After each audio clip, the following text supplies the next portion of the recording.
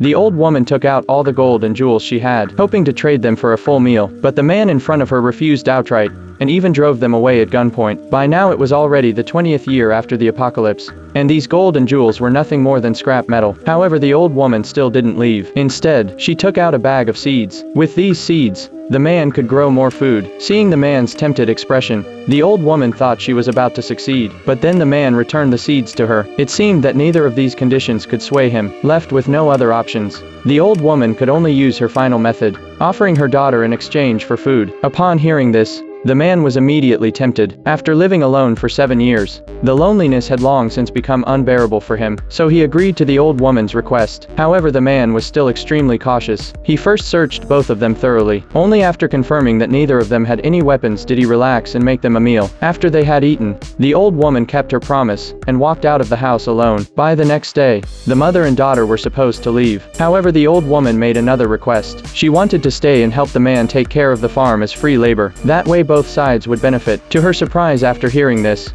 the man once again picked up his gun. After all, he knew nothing about the mother and daughter. To survive in the post-apocalyptic world, he had to be extremely cautious. Seeing that the man was determined, the old woman got up and left. But after stepping out the door, the girl turned back again, holding a knife in her hand. The man didn't know what she intended to do, but for safety, he immediately raised his gun. If the girl made any sudden moves, he would pull the trigger without hesitation. But to his surprise, the girl simply used the knife to shave the stubble from his face. Perhaps it was being moved by the other party's sincerity, or perhaps it was feeling the warmth of the girl. In the end, the man allowed the mother and daughter to stay, but what he didn't know was that he would lose his life because of this decision.